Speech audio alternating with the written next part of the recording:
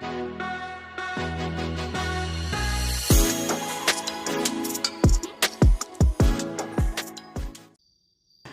everyone! Welcome to another episode of Talking Shit ATL with your hosts Amanda. And I'm Prodigy Q. And then this sweet boy laying down for once is Teddy.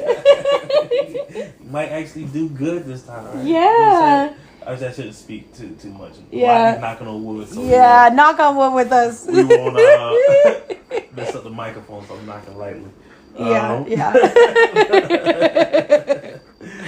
Yeah, so what are we talking about today? Okay, so today we're actually continuing our acknowledgement of Black History Month. I'm talking about prominent people of our time, present, past, future, those kind of things. And so we want to continue that talk as we continue just to bring and shed light on maybe people in history who you may have never heard of, or particular stories that you might have not even heard of, or maybe heard very little of.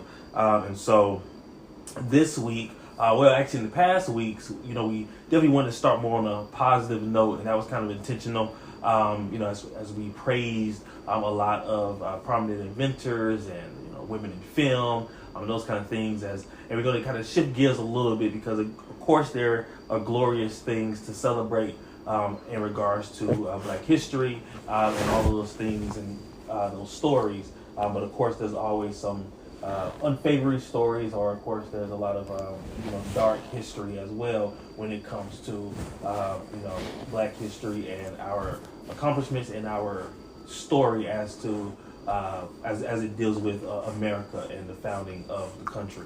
And so this week we're focusing a little bit on some of the kind of experiments that was kind of done when it comes to like the medical field and science. And talking about the Tuskegee Experiments and kind of those kind of things, and that's kind of what we focused on a little bit. I started with anyway. So yeah, I do want to put out a disclaimer.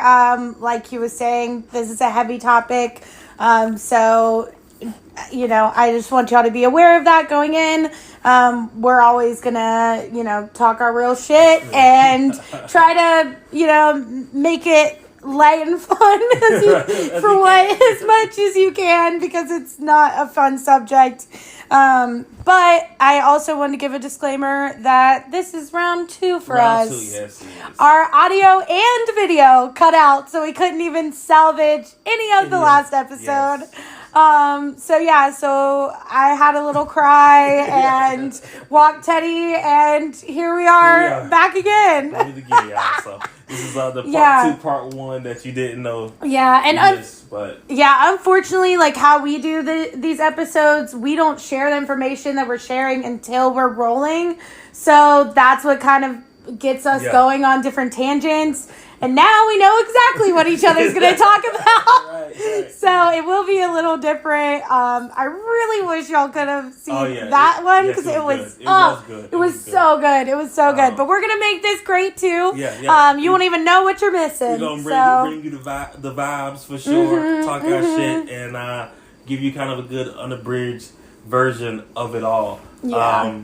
So definitely going to start back and kind of giving a little history, I guess, about the Tuskegee Experiments. Yeah, so just to talk about some of the big ideas of it. So the Tuskegee Experiment, if you don't know, it was definitely an experiment, not a study, because none of the people involved knew what they were actually studying. They never told them. They never got informed consent. And the study was marketed to them as a study for bad blood. There was 600 black men total, 399 with syphilis and 201 without syphilis. Now, they were told that this was happening because they were because of the bad blood, but they were also told that they would get free meals to and from the center. They got shuttles to and from, or not shuttles, they got picked up to and from transportation. And they also got burial insurance, which is just a red flag of its own. Right. Burial insurance. Yeah, But happens. right. We got you. Right. Make sure you get a little tombstone. Yeah. I'm like, that just makes me feel like you're gonna kill me. But oh no, most definitely. I would definitely pick that up. Like, wait a minute, why is this necessary? Oh, just in the event, just in case. And for the time period, so this started in 1932. It did not end until 1972. So for 40 years, they were conducting these experiments, treating these men like they are lab rats, and not at all treating syphilis. There were different things that they could have used as treatment before the 40s, but then once it hit the 40s, penicillin was a drug used to treat syphilis at that time. It was already certified by the government, and it was low cost, and they very much could have done that. But yeah, they didn't. So wait. So you say penicillin was when? It was created when? In the early to mid 1940s. Oh, so around the same time. Yeah, so it was about a decade after it started. But there were other treatments for syphilis before then. Right. And they didn't try any of them. Just wow. And I do they also marketed it in a way where it felt like a no-brainer, you know? Right. Like they put black nurses at the front lines on the ground to try to convince people. And Eunice Rivers was the top nurse. But there's a lot of speculation whether she knew what was happening or not. But I can't imagine that she knew specifically what was happening and still went bootstraps on the ground and convinced 600. I mean, because clearly, like I said, there was nothing happening. So again, the information they gave her was to maybe feel that, and she probably really believed that she was making a difference and really being a part of the solution of things. Yeah, and they also said that they would give them free minor medical assistance. And, this was right after the Great Depression. Right. And this community, it's it's an impoverished community. They didn't have a lot of access to medical facilities at all. There weren't really any in the area. Right. Especially because when did do you know when some of the first outbreaks of syphilis began, or? I don't know that. I think it's a late 1800s, early 1900s, but let us know if y'all know. Yeah, right, I don't know that part. I have a lot of information, but none of it is that. Okay. I just want to know how long has it been a thing to where it's okay, let's start studying on this or looking into it, or this wasn't the first study. It sounds like it was just a lot for again, let's just really see how this affects Black people. Let's just And then of course, in this country, unfortunately, there were a lot of plagues put in place in order to, and I'm not going to say eradicate blacks in a sense, but definitely as far as ideas of population, I'm going to say the words population control in a sense for those who understand, believe, or not know. But again, these are historical things that, was specifically done, to our communities. Especially again during these times, these 40s and these 50s, and personally, I do believe that it was something that was eventually was going to be used against us. Honestly, that's the only thing it really comes to is okay, because as far as not really making any major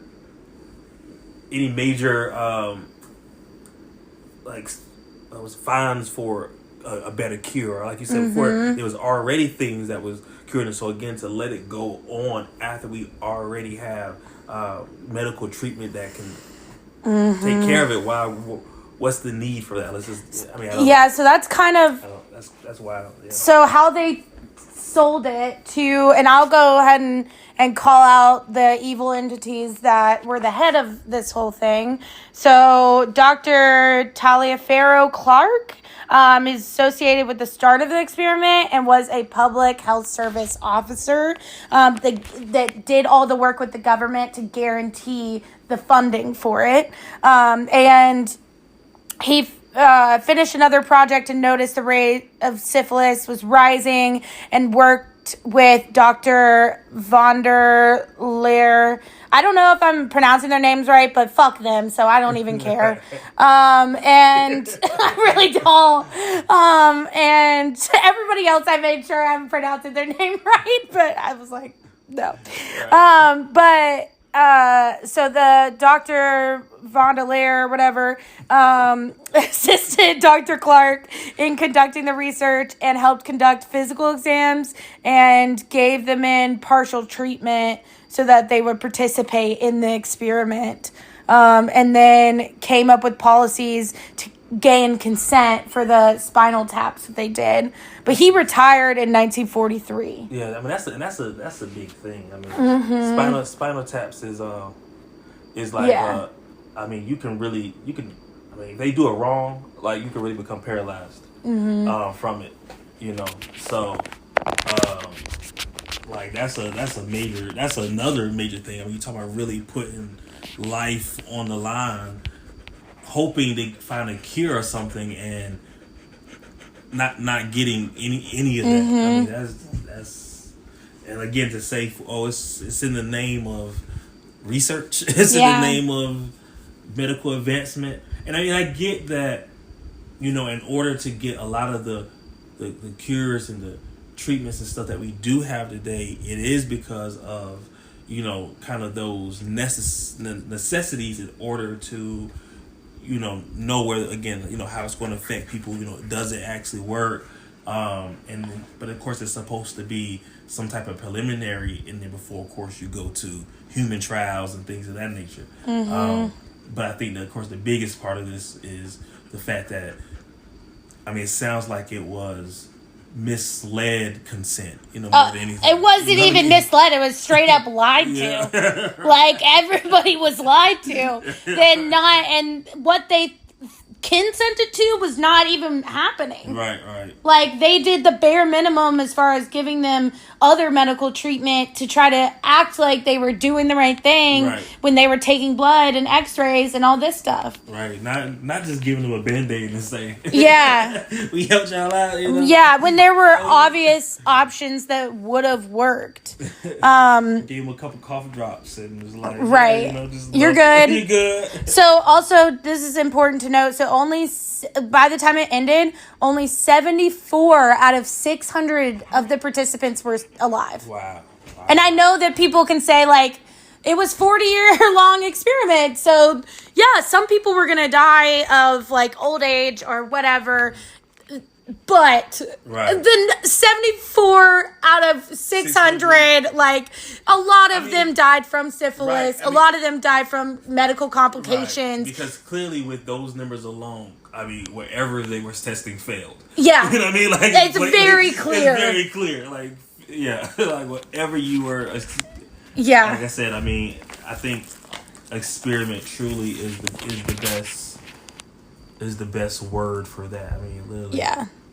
I mean, I don't know. You know, again, like I said, I don't know, you know, how much of that was, again, these doctors or, you know, like, so what hand, quote unquote, government had into it. Like I said, I know, again, with a lot of these funding, especially like with medical research, a lot of those things is kind of like, say, grant money, where you put your petition on what you plan on trying to find, what you plan on, you know, hoping to uncover or discover. And of course, based on, you know, what that particular situation is and what you're trying to find and all those kind of things and the tests you plan on conducting. You know, typically, you know, government will fund those things if they feel, again, it's going to help the greater population, the people, those kind of things. So they probably, like I said, the way they probably worded it was that it was going to a golden opportunity for everyone involved. Right. Like, yeah, and they also justified, like, I know they justified not giving treatment based on the Oslo study of untreated syphilis, which did have all white participants. So they were trying to act like they were also figuring out the difference when they weren't doing the same experiment at all, and they didn't have any white people in this experiment. Oh, wow. And that out of Oslo, they warned that treating patients poisoned them. So they were like, oh, well, we're not going to poison them. We're going to help by not doing a damn thing. Right. Like, what the, like, I know that that's how they sold it, is we're going to help. We're not going to poison them. Right. That's how they justified it. And there's no justification for any of that. None at all. At all. Yeah. But I also wanted to mention when it did end. So Peter Buxton was an STI contact researcher, and in the late 1960s, he found out more about the experiment and convinced them, like, at the experiment to stop. But then leadership, from what I found, it's just leadership. So I don't know if that was government and Dr. Clark or both, decided against it. They were like, no, we're going to keep going. So then Peter Buxton decided to take it to the press. And then the press found out more information. And in 1972, on July 25th, 1972, Jean Heller broke the news about the study, and that promoted the government to hire the HOC panel to investigate, and they finally stopped, which allowed the backing publicly, so that when Fred Gray and the NAACP filed a lawsuit in 1973, they were able to settle with $93 million for the participants in the Tuskegee Health, so that they could get medical care and they could get financial reparations. And then, but it wasn't until 1975 that the wives and the children of those men were included in that benefit. Wow. Because there were also wives and children that got syphilis. Like 40 wives and 19 children were infected. Wow. That didn't have it before. Wow. Mm-hmm. So not only kill a bunch of people, or a bunch of people die, then you also spread it out among multiple people who didn't have it before. Because again, you had people of this trial who didn't have it at all, who, clearly, either didn't get it, or, again, it's a small number. 73 is still a small number who probably, didn't get it, so, at all, but. I couldn't find information about the 201 that didn't have syphilis when they started and what happened to them, because there's not a lot of clear information I could find if they injected them with it as well, or if just the methods they were using infected them, or if they didn't clean things, or what their intention was. I couldn't confirm that information.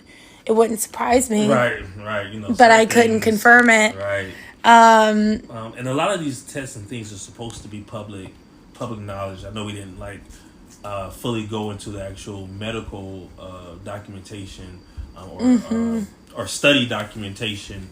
It's at the National Library, though, so you can read whatever information is there from the study. I don't know how much was actually there. I would love to hear more information from people who had family members who were affected, because I feel like then we'll get the truth of it all, and people that in connection with Eunice Rivers as well, because I know she took a lot of the blame when really Dr. Clark and Dr. whatever his fucking face, von der Leer, were in the government. We're the people doing all of it. She was the face on the ground in order for them to get more people signed up. So without confirming it, if she knew, I can't put blame on her. Right. But of course, they would do that, of course, again, to save their own faces. And clearly, like I said, he retired before. I'm sure And maybe, you never really know what parties, because it could have again been like, okay, I see they're doing something bad. Okay, I don't want to be a part of it. Go against me. But again, like, but he never spoke out. Right. So it went on for 30 more years. Yeah. And if he actually felt that kind of way, then he could have spoke out. Now, people do get fired and blacklisted from whatever they're in from speaking out, but that's when ethics come into play, where it's like, well, would you sacrifice yourself to save other people's lives? Right. And and I feel like, again, I know there's, when it comes to these kind of studies and stuff, like, some people do believe that, like, okay, I'm believing I'm doing this for a better cause, because, like, again, there might be little treatment, no treatment, or again, they have no access to treatment. So a lot of times, especially with these new products that they're trying to put out, or new things they're trying to test, it's kind of like, well, I don't have any other option. In the worst case, then maybe I might can help somebody else, which is really sad, because again, you play on people's emotion, you play on people's vulnerability, for your own, really greed and your own purposes, but again, 40 years is a long time to be literally experimenting on people. It's just, like, it's wild, like, to actively be doing it. Clearly, like, so with no just cause. No even attempting to even think about, like, actually helping them when there was a cure. And my thing is, like, I really wonder, like, how long would it have continued had nobody stepped in, or nobody said anything, or or would it kind of evolutionize into more? Okay, yeah, we're starting with syphilis now, but hey, let's just go ahead and bump up to full-blown AIDS. Yeah. Because, also, this inspired more talk, where there was actually the National Research Act in 1974 that shaped research ethics, and it created the National Commission for Protection of Human Subjects in Biomedical and Behavioral Research, which has allowed us a lot of the informed consent. Like, you have to give informed consent to people now. That was 1974, so 2 years after it came out in the press, and a year after the NAACP and Fred Gray had the lawsuit. And it was a year before the wives and children were added. And then, get this, in 1996, Tuskegee Syphilis Legacy Committee was created to hold the federal government accountable and help the victims, which led to them requesting a public apology, and as they should, it should have fucking came out instantly. In 1997, President Clinton acknowledged it publicly and apologized. So 1997, there was a public apology. This started in 1932 and wasn't ended until 1972. So it took 25 years to get an apology after it ended. After it had been on for 40 years. Like, I cannot even imagine what would have happened. Like, and what, like you said, how everything else that would have started if this would have continued to be let on. That's why we need to communicate, and we have, like, thankfully, in the country we live in, we do have the freedom to talk about things that aren't okay. And I really am thankful that social media gives us an outlet to do that, because, like, people say talk is cheap, but talk can change the world. So, like,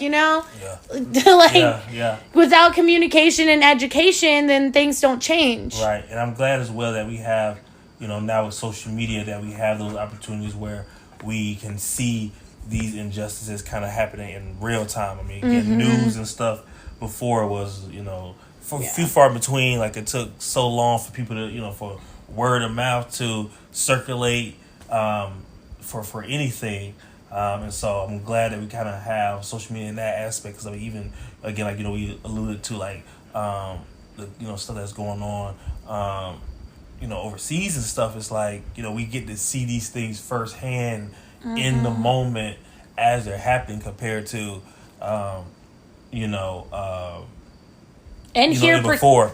You hear perspectives from people there living it too, and their family members, which is so important. Like that's what I'm gonna trust and listen to versus any like news or government outlet. You know, like I want to hear from the people that it's happening to. Yeah. And thankfully now we can. Unfortunately, things like this are still happening. But I do think that we can make a change by, like, posting, reposting, sharing, like, things that do talk about all these events. Yeah. And, I mean, I think, again, like, if it sounds too good to be true, then it typically is, you know? And I think that things like this isn't, like, just in the past. And I know a lot of times, like, I don't want to be like, we harp on things on the past all the time. But again, I do believe, like I said, if you don't know your past, you're doomed to repeat it. And you say that 1,001 times because it's so true. Because I feel like we don't know where we come from because human nature is inevitable.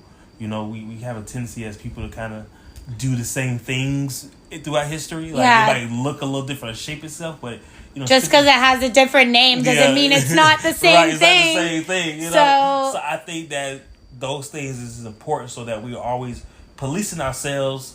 Again, our and just because again, like I said, it may look different, present itself different, and we need to be just more aware of that. Paying attention to like all the fine print, but again, they write these things in ways that. Like you say, you need a lawyer, interpreter. Yeah. I'm like, I don't know what this is. I have to search online to know what these documents are saying. So that's another thing that needs to be added is like make it in language that the average person who hasn't gone to law school can understand. Right. And I mean, but in this too. So did they, take care of because clearly you talk about you pay for your burials. Did they follow through on that part? I mean. 500 something people, like, did they? Right. Which I seriously doubt they did. But. I didn't even. That wasn't even what I was thinking about. So I don't even know. Anything? Did they memorialize? Let us know if you know. Yeah. I mean, did they memorialize these people out anyway, or? I hope so. I mean, at least by the they were all, named in what's in the National Library, and they were all their families received some kind of compensation. Nothing would ever make up for what happened to them. Right. I didn't even look out that part. So let us know if you know, because I would be interested to see how much they did for funeral expenses. There was some information that was kind of hard to find too. So yeah, right. I can believe it. Yeah, I can believe. I checked several resources for all this information, like a lot of stuff. But yeah. Let us know if y'all have anything that we didn't talk about that about this that or you know somebody that experienced it. I'm sorry, I think I was covering up, or I'm just pointing to the Black Lives Matter shirt. I would definitely be wearing it if I could still fit into it, but that body left me a long time ago. So, and I want to make sure it's visible and not covering it up, because Black Lives Matter. And literally, yeah. And yeah, so. Yeah. And so actually bring me up to another person who had a similar thing happen to her as well. For those who may know or may not know, Henrietta Lacks. She was an African American woman, and basically her cells were taken from her without her knowledge or her consent in 1951. She was receiving treatment for cervical cancer at Johns Hopkins Hospital, and this happened in Baltimore, Maryland. And then her samples, her cancerous cells, was collected during a biopsy within her cell, and then these cells were later cultured by scientist Dr. George Gay, and They became the first human cells to be successfully grown and replicated outside the body indefinitely. And then they were named HeLa cells, and they were derived from Henrietta Lacks, from her initials, which is so crazy that you named them after her and then didn't give her consent or knowledge about the fact that you took them. But this, that's, or payment, or right? payment or anything. Her Nothing. family, like I say, it went for years before her family, first of all, even knew that they even had taken her cells, because I think what happened was a doctor, someone, how they write these medical findings and things. So it was like a significant amount of years. And I remember reading it. I don't have it with me now. But yeah, but I think he published it in one of those kind of medical journals about the cells, and then that's how they end up finding out ultimately that her cells was taken. And the cells became important in biomedical research. Again, due to the fact that she had a mutation, again, where her cells could pretty much reproduce indefinitely. Most cells have a kind of a life to them, which makes it hard for a lot of medical research to be done when the cells kind of die out before you can fully do treatment. And so it's one of those things with her situation where this was used for many breakthroughs, including the polio vaccine, other advancements in cancer research, and the study of cell biology. So that use and her use of cells definitely helped shape, especially where we can actually see where it was used to help shape a lot of the medical advancements that we do have. So that's definitely a beautiful thing. It's a blessing to be able to, for that to happen. But again, the fact that they were taken, without her knowing. And again, I think her family received the compensation, but again, she had already, passed, and those kind of things, way before, again, even came out or how anything. long was it in between? In between what? Her family receiving compensation and it happening to her? This was in the 50s. Oh, so it was in the so it was saying that the family finally received compensation on what kind of would have been or around her 103rd birthday. So she was like in her 50s or something when it happened. So actually she was actually, because she was born in the 20s and died in the 50s. So she only lived for like 30 years. Oh wow. Yeah. And so was it in part to them, and what they did? Did the... I mainly think it was just because of just the... could they have helped with the cancer and they didn't? No, I think, she was still, because she was already going, getting treatments and stuff like that. She just ultimately, succumbed to the cancer itself. There was nothing saying, whether people was not trying to help her medical treatment. But I don't think she got, any overly compensation, again, even in that regard, okay, yeah, we took your cells and we're doing this thing, so we'll give you some advanced treatments, or we'll give you,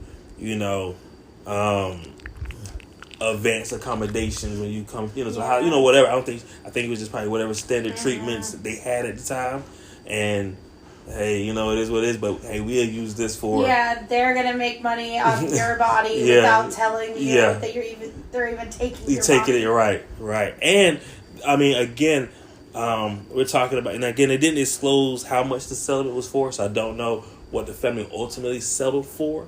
But, again, you're talking about 50 years before they received any compensation. And so, again, a lot of these the things that's come from this... Over 50 years. It would have been 80 years if she was 30-something when she died, and then you said it was her 103rd birthday. Oh, yeah, so yeah, it was. Yeah. Oh, yeah. So about... Wow, that's... Well, she died at age 31. 70 years, but... Age 31. Yeah. And the cervical cancer is yes. A little over 70 years. That's insane. It's insane. That's... Yeah, wow. Yeah. But she do got a couple of things. She got a high school named after her. I'm seeing Health and Bioscience High School. So it's a couple of monuments. People acknowledge her a bit. Because I definitely think, talk about a predecessor not knowing, Yeah. advancement of the medical field, But again, I mean, so 80 years of medical advances and the family not, not being known, aware, or compensated for that. I mean, most of these things, you don't know a lot of any vaccines or even diseases and things of that nature. I mean, you have to get patent. Many companies got patents for this stuff. Yeah. Which is wild to think, but there are definitely patents for diseases, just with the patents for cures, and so somebody definitely makes lots of money off of, especially of course if there's cures and there's treatments, and I mean that's a $1 billion industry. We all know. So the amount that they've made because of those advances for 80 years, I'm sure probably still isn't a percentage of truly even probably what they even gave the family. Honestly, No. All right, No. honestly, it is like nothing to them. Right. I'm sure what they gave to them, even if they gave them millions, because they're making billions, right, hundreds of billions. Like and I know that some people can argue, about the fact that it did, one person save millions or save hundreds, thousands. But I think it's just the principle of it all, because yes, that's true, that this unfortunate thing for her, led to maybe a lot of people being, cured or saved or to be able to live. And so, but I definitely think that that's why it's more important and imperative that the people who these things stem from get their just and get their recognition, because and it has to be informed consent. Yeah. Like, not just consent for signing up for something. You have to lay everything down and tell them exactly what they're signing up for, because there will be some people that are willing to be like sacrificed for the good of other people. Right. But you cannot take somebody that doesn't know what they're getting into and use them to sacrifice and like. And it's crazy too, because even with this situation, like, I don't think she knew at all. So it's thinking to like for them to see and recognize, like, oh wow, like there's something special about you. There's your cells do something that most people's don't, and for her to even not know that about herself, because it could have been one of those things too where. You know how it is. A lot of times you want to look for the silver lining of every situation. So who knows what that could have done to her, even on a because a lot of diseases and stuff get you a lot of times depending on your mind is we talked earlier a lot about that, where a lot of people's treatment. I mean, again, some things are going to plague you regardless, but that spirit, the way you keep your spirit. I mean, and any people who've dealt with anybody who may have had a terminal illness and things that, like, the days where they were feeling great and felt great was different than the days where mentally they wasn't, And like, people have outlived any diagnosis they've gotten just by pushing through and not accepting their diagnosis. Right. They've been like, you say I'm going to die in 7 years? No, I'm not. Right. I'm not going to. And I'm going to enjoy my life. Right. And I'm going to keep on pushing. And those people have, like, outdone anything that the medical community has said is going to happen to them. They have way surpassed it and ended up way better. I believe that. A lot of people say that they didn't feel sick and stuff until they were told. And like I said, I do believe the mind has a way of so much power healing the body and self of those nations. But again, what it could have probably did for her, she probably could have took that information to, okay, I can get to beat this, or I can, I stay active, or that might help her maybe in her activism about cancer, and we just never know, because again, these people wasn't given these opportunities. But you never know what someone can achieve if they're not given the opportunity. Like, and I mean, it's like I said, but again, it's just disheartening, because I mean, and it makes you also think too in that regard too, like, things that, you might have about you that you never know. I mean, because, as unfortunate as it is, like, she'd never know that she had this, kind of mutation, or, I look at it more as a gift, really. But of course, it came with the cervical cancer, but, and that was the only way, that he did know or find out or find it, So it also makes you think of, like, how many other people in the world who may have this particular abnormal trait, and but of course we wouldn't know because they don't, they might not be cancerous or those kind of things. But it just always makes me again think about like the abilities of humans sometimes. Like you know what I mean? It makes me wonder if especially in today, how far we are advanced in the medical community, if some kind of like genetic mutation like that would actually help you, like if you could be injected with something that was like anti-cancerous, if that would regenerate. Oh yeah. And those cells would regenerate and like kill off the cancerous cells. Oh yeah. That's what it made me think of like, is there a possibility you can like cure cancer or cure anything in those people by creating something that is like the opposite, that will like take over the cancerous cells and stuff, or another disease. Right. Oh yeah. I know they've done a lot of. If y'all know anything about medical stuff, medical let us know. Really, definitely not. That was just a thought in my head. I have no idea if that can happen. So it's not really our field, but no. we're trying over here. But but I know it's definitely, like I said, got lots of benefits as far as what it did do for the medical world. So definitely. Pay homage to Henrietta Lacks. And again, I think that, again, it's necessary for these people to get their due because, again, how prolific that would be knowing that part of history. And again, as we talked about, again, Black history as well, like what those kind of stories can do to bring awareness, like or more positivity and greater push for advancement within our community as well, knowing these people's stories. And again, I mean, I think that we need more of the positive stories of our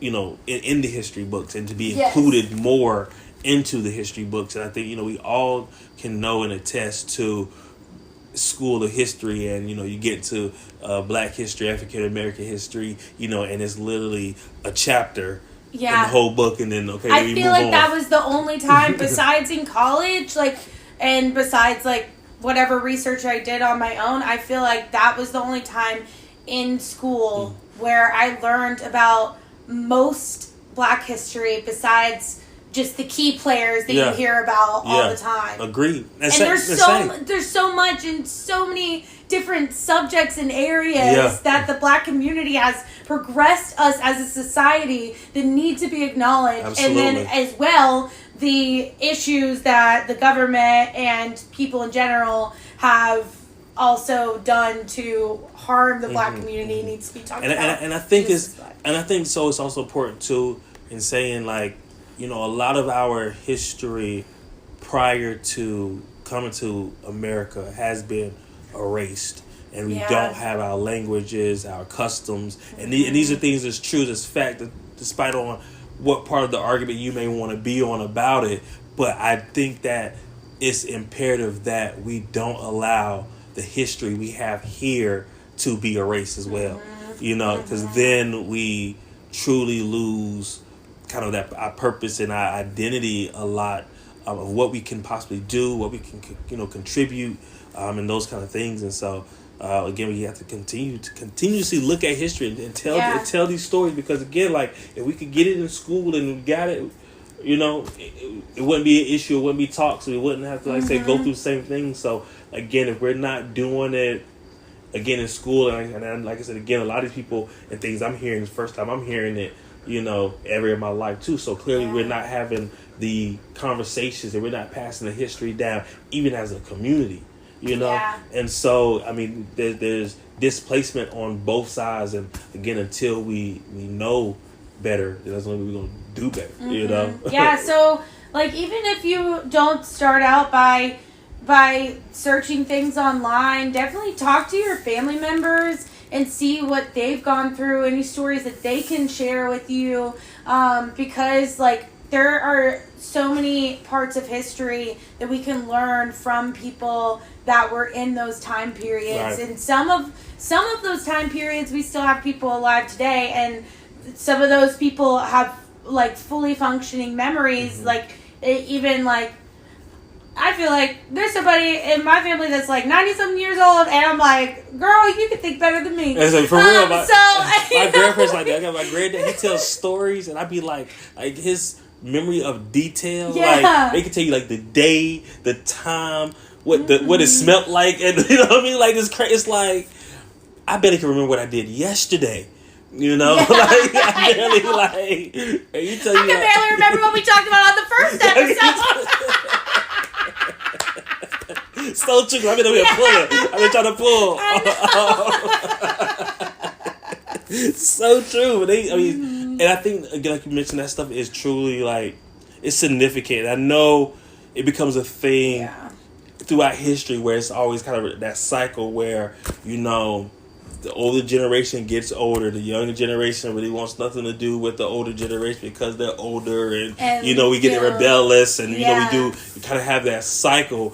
But I mean, the wisdom of the older people like is necessary, especially in times like now, because as we definitely have like a clear break in generations, you know what I mean, like where we can see it. I think it's imperative that like a lot of this newer generation know a lot of the stuff from the older generations, and even our generation included, as we see it on, again, younger generations coming up under us and stuff. It's like it's going to be crucial because we're already, I sometimes feel like we're so far apart and removed from it all to where I know these new generations are even further, and again, I know like my parents and stuff like that, they have greater memories and stories of like a lot of the history of my family and stuff like that, and I can see like again with like us and newer generations, like we don't really have that, or we don't really have those kind of conversations, and I'm trying to get a little bit better in that even myself, because I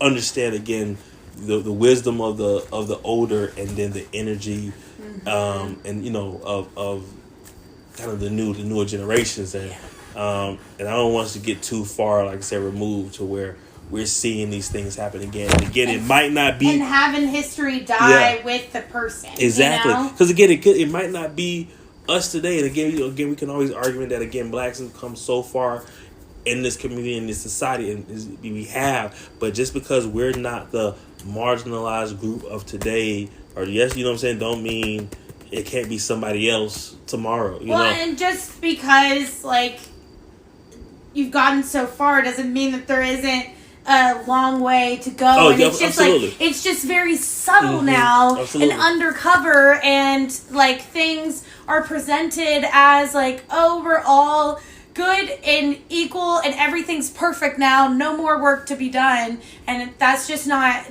true. Right, and you find that out by like researching things and learning about things. Like there are things that I didn't know even just a few years ago that have completely like opened up my perspective to the reality of the world. Like I still felt like I knew a lot and I knew what the world is, and then I like learned more things, and the more subtle things you have to pay such like close attention. And like I said, because again, before it was blatant, there was laws in place that supported certain things or certain ideologies. So then it was like, okay, cool, that's I can always mask behind it. It's just the way it is. That's the law, whatever it is.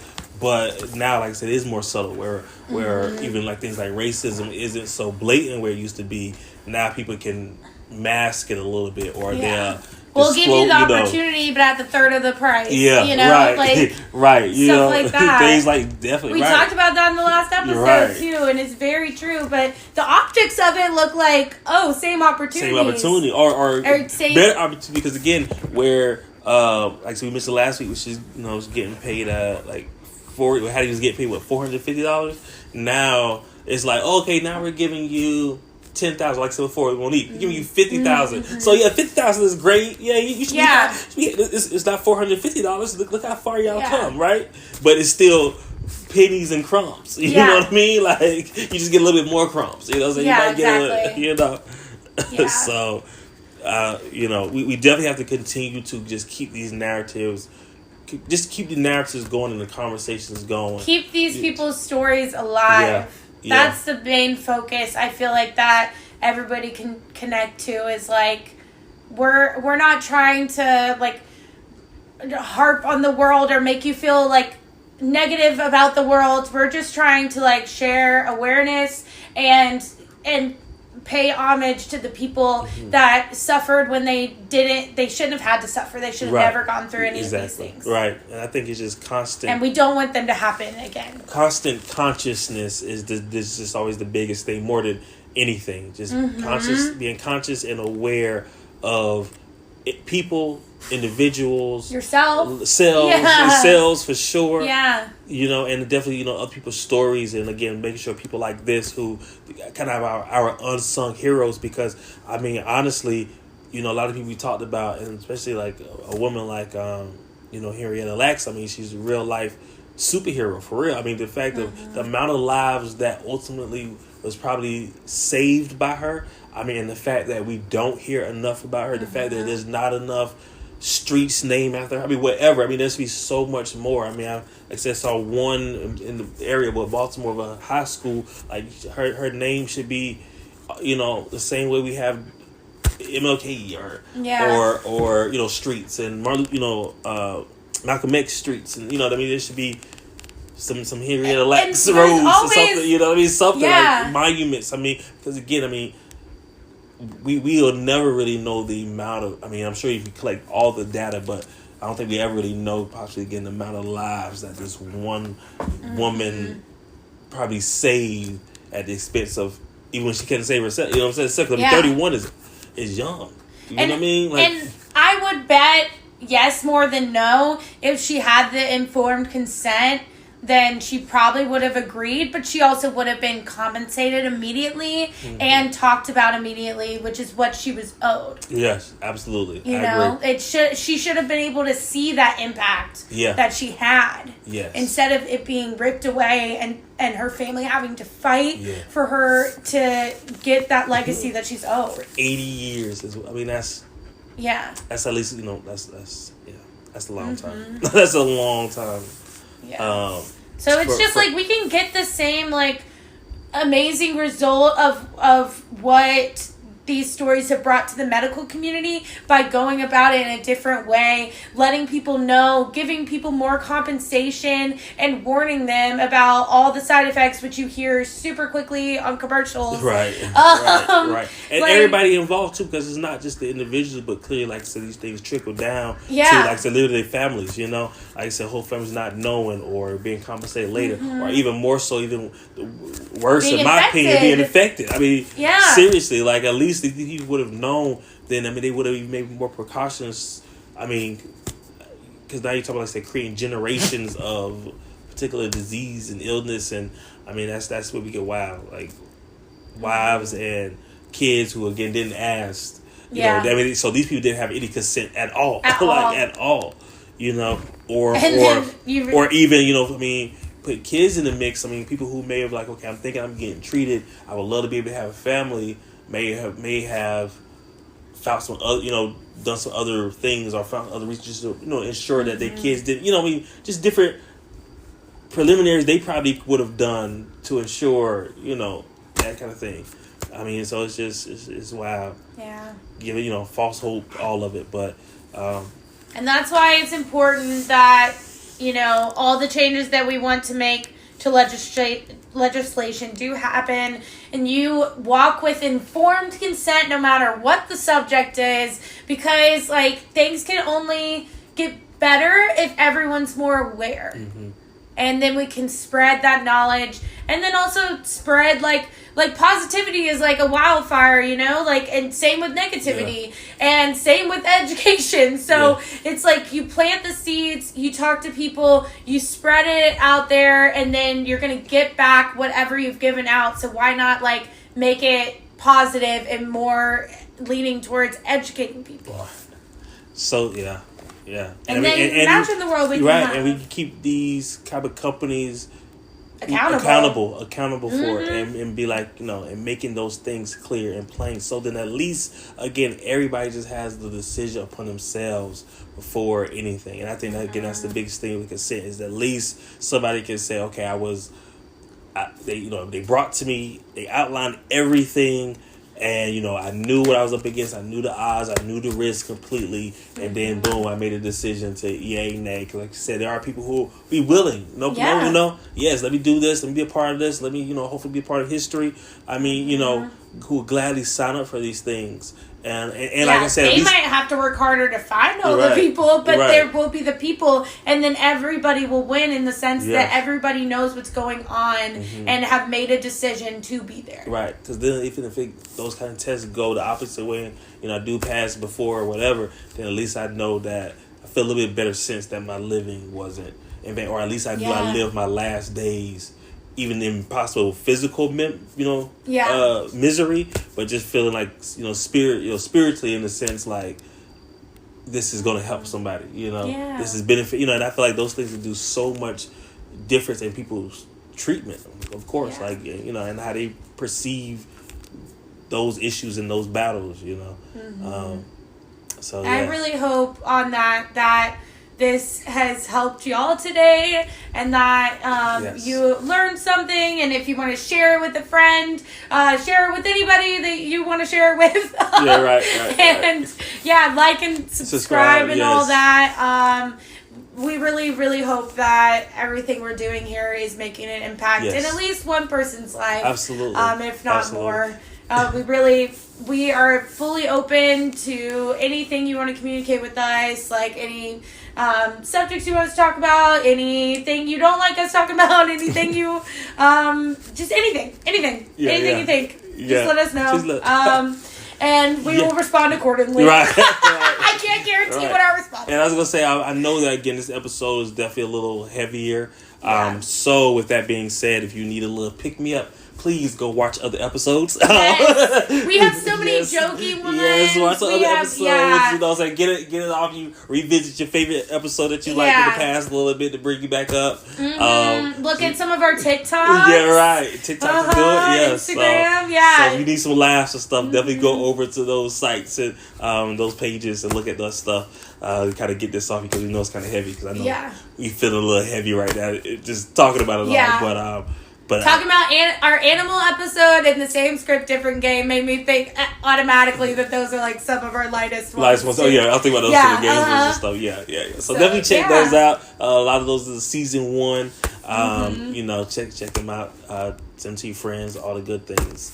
So but that's all I had for this episode. And we are so thankful for you. Yes. We appreciate you. And okay, guys. Okay. Love you. Bye.